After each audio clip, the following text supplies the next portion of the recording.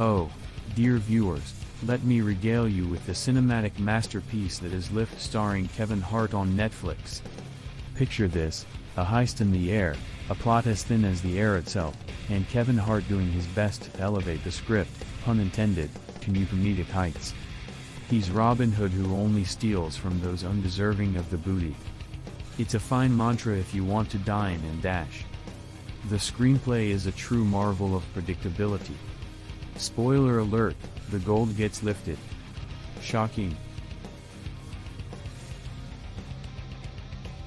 It's almost like the title gave it away. As for Kevin Hart, our pint-sized protagonist, he's the comedic dynamo we all know and love. But even his infectious energy struggles to carry a plot that feels like it's been recycled from a 90s action flick reject. The supporting cast, well, they're there too.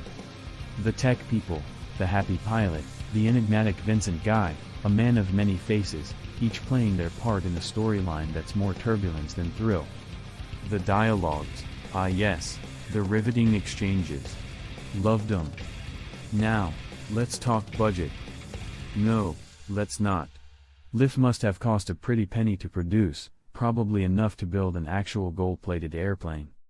In the movie, they cladded a jet with some metal lying around. One person welding and it took a half an hour. Kevin was little help. "How's you doing?" he'd say. They responded, "I'm building a space shuttle. Don't know what the bleep I'm doing." Kevin would back away. "It's best if I let you flourish," he said. "By the way, you got 20 minutes. But his style worked. Would I recommend this cinematic masterpiece to a family, friend, or enemy? Well, if you're in the mood for a heist film where the only thing getting stolen is your time, then by all means, gather your loved ones or foes and embark on this high-flying adventure. Just don't expect the gold to be the only thing that feels a bit too lifted by the end. In terms of entertainment value? Let's just say my cat could have written a more compelling script using a laser pointer. Find new respect if you recommend it to enemies. Ah, the love story in Lift, a romance as turbulent as the airplane ride itself. Kevin, in under 5 days, casts his charms on a lead Interpol agent Abby aka Gayo Mbadara. Picture this, Kevin and Abby, exchanging glances sharper than the edges of a stolen diamond. Their chemistry is so palpable, you can almost taste the criminal mischief in the air. She never divulged the 5-day fling to Interpol. And unilaterally makes decisions such as "I'll be taking your jet today, internet punk." But I get it, the screenplay needs to keep going. Just like this review. Now, enter the backstabbing agent, the Benedict Arnold of the skies, blue-skinned Sam Worthington as Huxley. He's got a vendetta that's as confusing as the plot, and he's not afraid to use his authority to turn Kevin's daring heist into a full-blown air disaster. Yes, why not? Huxley says, "Let's blow the airplane out of the sky, because I'm a madman." But fear not, dear audience, because Kevin and his newfound love interest manage to outsmart the air-to-air missile, probably with a mix of quick thinking and sheer disbelief at the absurdity of the situation. It's a climax so improbable, even the laws of physics take a coffee break. In the end, the love story survives the turbulence, the backstabbing, and the explosive attempts to shoot down their romance. Abby's okay with being a criminal. In screenplay parley, she found her essence. It's a testament to the enduring power of love. Vincent D'Onofrio was in the movie. He was a chameleon named Denton. Vincent faked a limp and crudely wielded a cane. Abby saw through his game.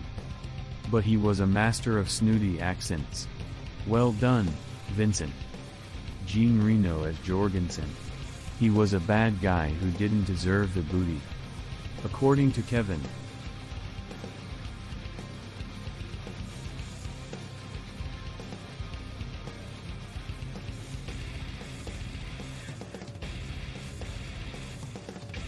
Paul Anderson, aka Arthur from Peaky Blinders, played Donal.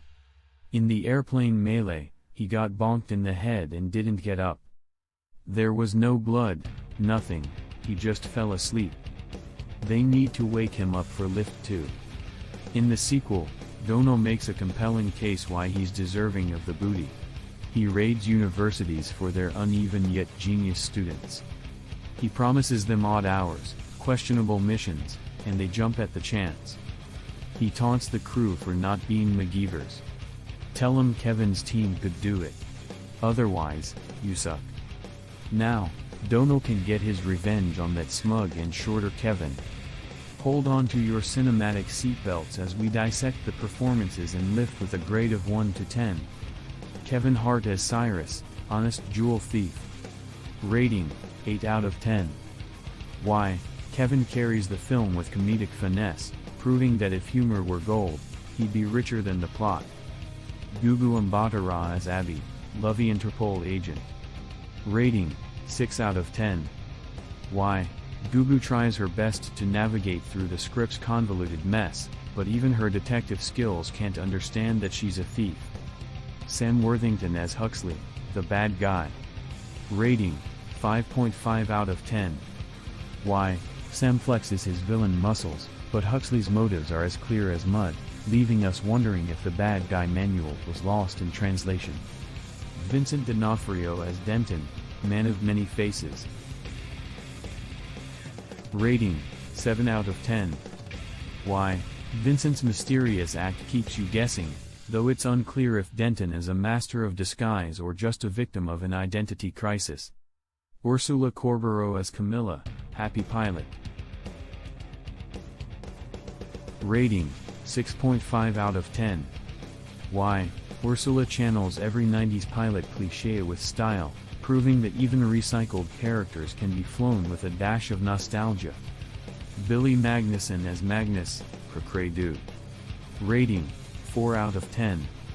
Why? Billy's descent into madness is a roller coaster, but Magnus is less a character and more a case study in overacting. Yoon Ji Kim as Misoon, Smarty Pants MacGyver. Rating, 5 out of 10. Why? Misoon serves her purpose, that is, make a rocket and not complain. Vivek Kohra as Luke, flaky genius. Rating, 7 out of 10. Why? Vivek transforms from a chicken to a genius, proving that character arcs can be as unpredictable as the movie's plot. Jean Reno as Jorgensen, evil mastermind. Rating, 6.5 out of 10. Why? Jorgensen had opportunities but never explained why he deserved the booty. More communication, that's all Kevin wanted. Jacob Batalon as N8, Spider-Man Kid. Rating, 6 out of 10. Why? Jacob's charm is present wearing the mask and not speaking, but N8's character feels like a recycled Marvel audition tape.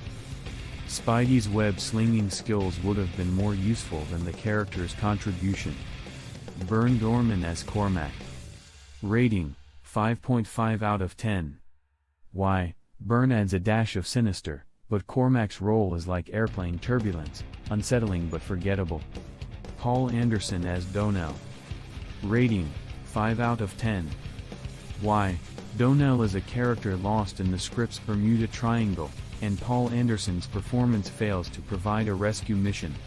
Put him in the sequel. David Proud as Harry. Rating, 5 out of 10. Why?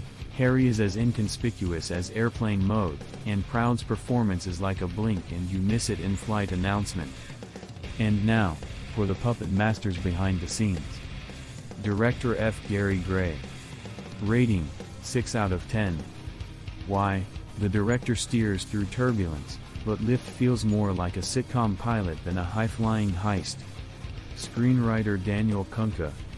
Rating, 3 out of 10. Why? The script is a mashup of stolen ideas and recycled cliches, like a buffet where everything tastes vaguely familiar but disappointingly bland.